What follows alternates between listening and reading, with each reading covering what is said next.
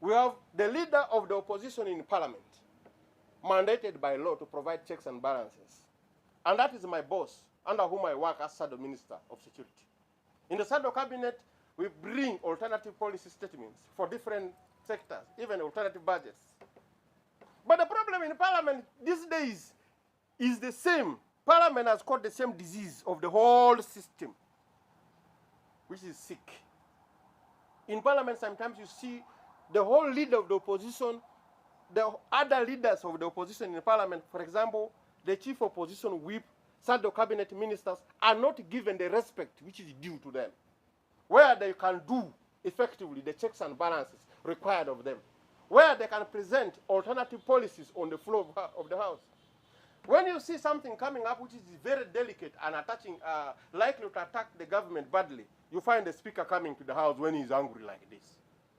You find when the speaker has lost his mood, you ask why? Why is the speaker annoyed even without anybody talking to him? Then you come on the floor, the speaker becomes very harsh. The speaker begins threatening you, using his powers, that oh, this thing is in my hands, intimidating people, and at the end of the day, people cow down. The mood of checks and balances, which are supposed to prevail in a democratic system, dies off. Because you see the speakers come here when he's moody, and you say that you don't want to touch the speaker badly, the speaker may hate you to the extent that you may not be given any time to speak on the floor of the House. You control yourself, you coil, and you go away. Sometimes they give you time to speak, and they say, hey, 2 minutes, 2 minutes. A whole shadow minister is not given the time, first of all, to explain the flaws in the policy, in the system brought by the government. By the way, as any alternative policy statement from the opposition is supposed to have 3 parts. Number 1, the first part is you have to speak about the part brought by the government and show people how bad it is, why it is bad. And then you bring the good part, which is supposed to be, how things are supposed to be. Then the third one is the recommendation and urge that now, because of the comparison between these two, the original and the alternative, I recommend that you take the alternative. Can you do this speech within 2 minutes? Can you? You cannot.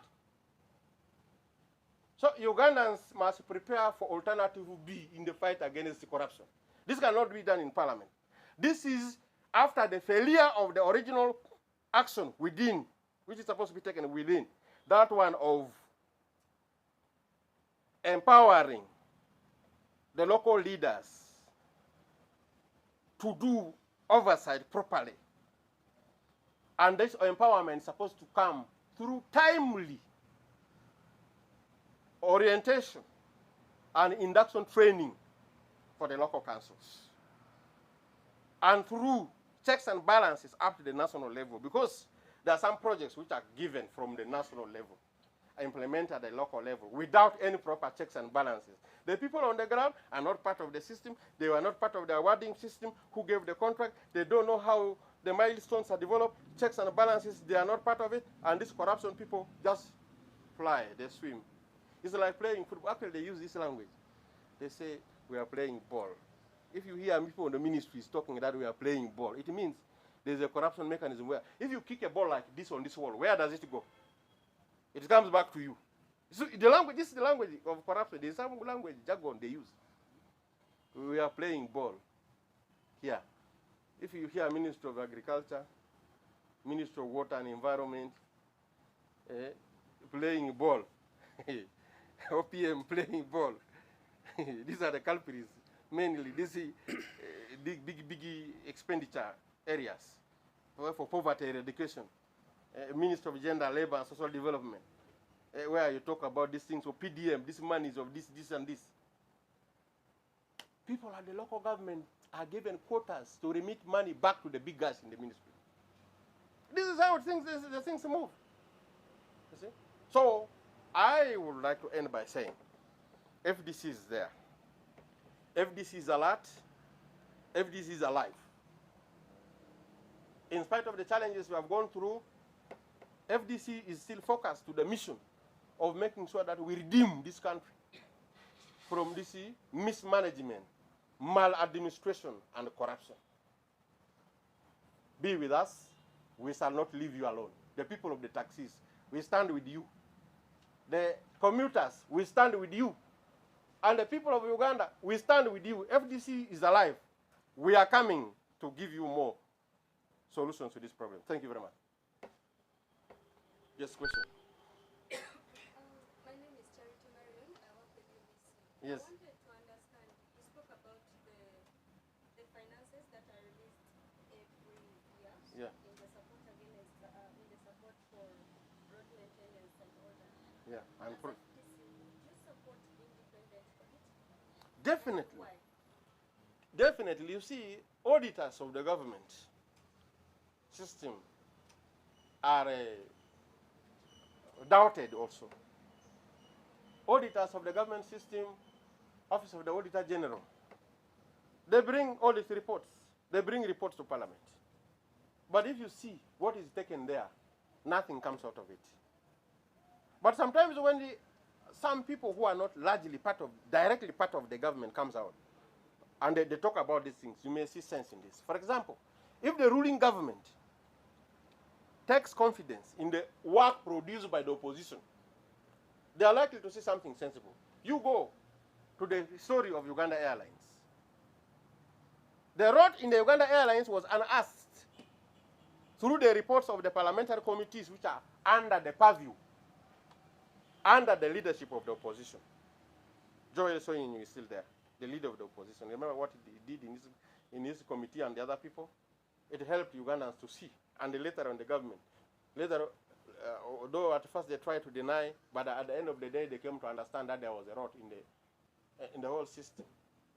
So we need an independent audit. We need the opposition to be empowered. It is not out of nothing that the philosophical foundation of oversight mandates the opposition to lead certain committees in Parliament. For example, the Committee on Public Accounts, central government, is by law and philosophical and ethical basis supposed to be led all the time by a person from the opposition. And this is the same as a committee, Public Accounts Committee for Local Government. COSASE, Committee on Government Assurances and Implementation. These committees are required all the time to be led by the opposition, because if they were to be led by the NRM, the leaders of these committees would easily be compromised through the pulls which comes from the NRM caucus. Because what comes out of those committees will sound like an abuse against the ruling government. Then they begin calling such NRM MPs who speak such language as NRM rebel MPs. You have seen how some NRM leaders have been treated badly on account of speaking the truth, attempting to speak the truth like the opposition does. They say, no, this is not a true NRM. This is an NRM rebel. And this one cools down